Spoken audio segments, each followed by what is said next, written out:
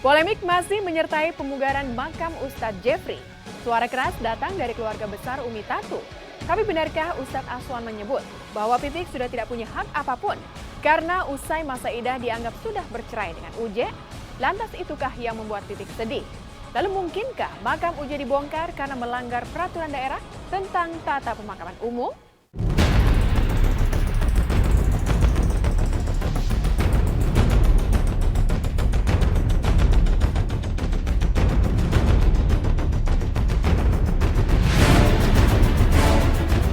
Pro kontra seolah memingkai pasca pembukaran makam Ustadz Jeffrey Al-Bukhari pekan ini.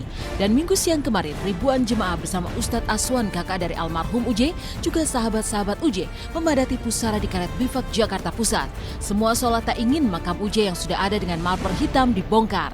Ya, makam Uje kini setelah dipugar memang diduga tak sesuai dengan Perda DKI tentang pemakaman umum. Tak ayal pro kontra pun bermunculan.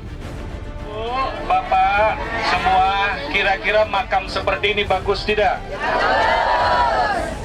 Jadi tolong pertahankan makam almarhum, setuju? Pesan dari para ulama, para habaib, para kiai, dilarang mengotak-atik makam orang-orang saleh. Karena mereka ditinggikan seperti ini oleh Allah, bukan oleh manusia. Bagus tidak makam seperti ini? Alhamdulillah. Allahu Akbar. Allahu Akbar. Kami di sini menyatakan penolakan terhadap pembongkaran makam almarhum Ustadz Jeffrey. Allahu Akbar.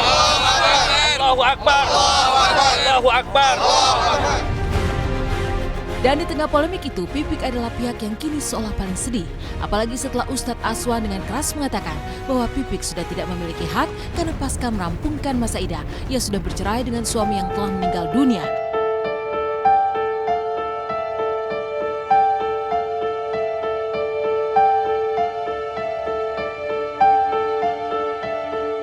Padahal awalnya Pipiklah yang mengutarakan sedikit kecewa saat melihat makam suaminya dipugar.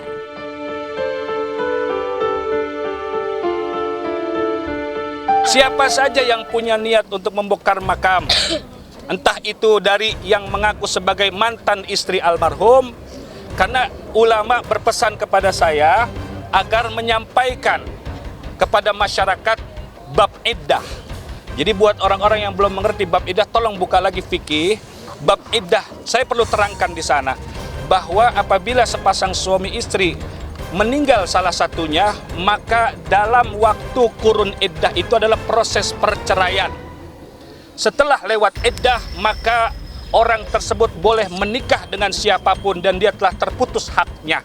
Bahasanya mantan istri. Mantan istri. Saya emang nggak perlulah nanya hak saya, ya. Tapi saya akan terus memperjuangkan hak anak-anak saya.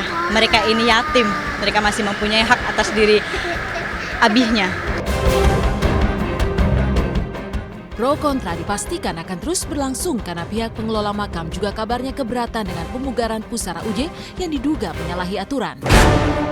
Seperti diketahui, pemerintah DKI Jakarta telah mengeluarkan Perda Nomor 3 Tahun 2007 tentang tata pengelolaan makam yang harus seragam hanya menggunakan nisan dan rumput.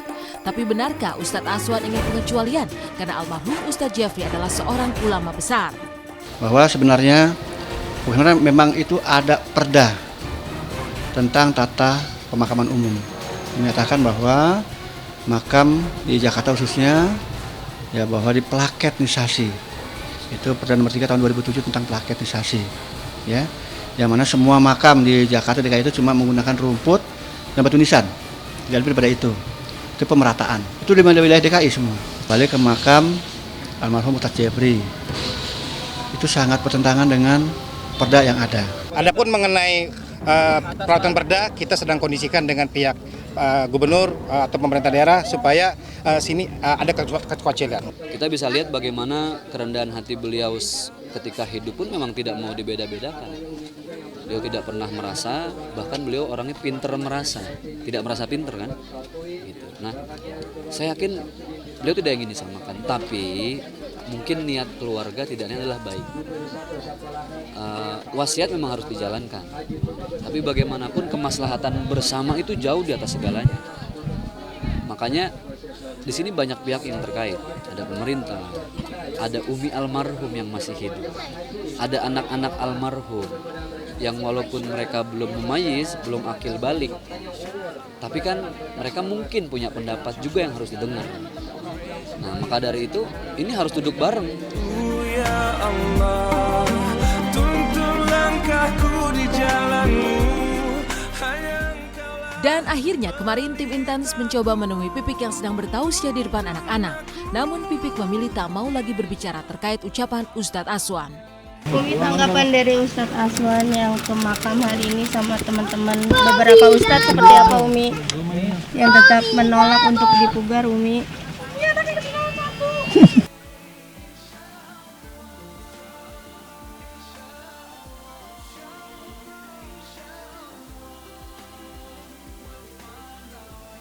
Assalamualaikum, maaf lahir batin.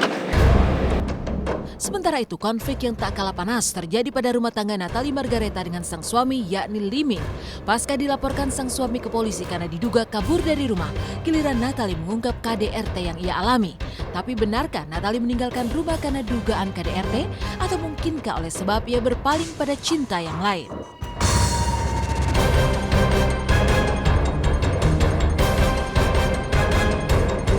Yang menggugat duluan saya. Itu. Jadi memang saya masukkan gugatan perceraian sebelum lebaran waktu itu.